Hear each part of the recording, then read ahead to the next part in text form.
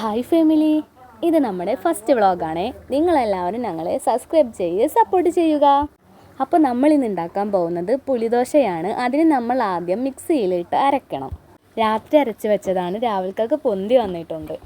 നമ്മൾ ദോശച്ചട്ടിയിൽ വെച്ചിട്ടാണ് പുളിദോശ ഉണ്ടാക്കുന്നത്.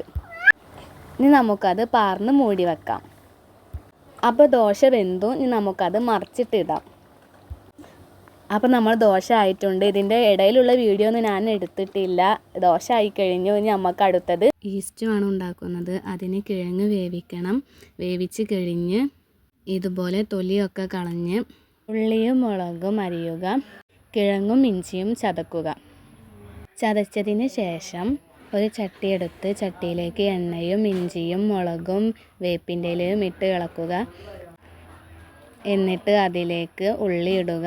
ഉള്ളി ഇട്ട് എല്ലാം കൂടി വഴറ്റി ശേഷം കിഴങ്ങും മഞ്ഞൾപ്പൊടിയും ഉപ്പും ഇട്ട് വേവിച്ചു. അങ്ങനെ കറി റെഡിയായി. അടുത്തത് നമ്മൾ ചമ്മന്തിയാണ് ഉണ്ടാക്കുന്നത്. അങ്ങനെ പുളിദോശയും ചമ്മന്തിയും ഇഷ്ടവും റെഡിയായി. ഇനി നമുക്ക് ഇതൊക്കെ ഒന്ന് കഴിച്ച് നോക്കാം. ആദ്യം ഞാൻ പുളിദോശയും ഇഷ്ടവും കൂട്ടിയാണ് കഴിച്ചത്. മാഷാ അല്ലാ, നല്ല രസമുണ്ടായിരുന്നു. പിന്നെ പുളിദോശയും ചമ്മന്തിയും ടേസ്റ്റ് നോക്കി, അടിപൊളിയായിരുന്നു. മാഷാ അല്ലാ. അങ്ങനെ ഇതായിരുന്നു നമ്മുടെ ഇന്നത്തെ വീഡിയോ. അടുത്ത വീഡിയോയിൽ പിന്നെയും വരാം. Bye bye, see U.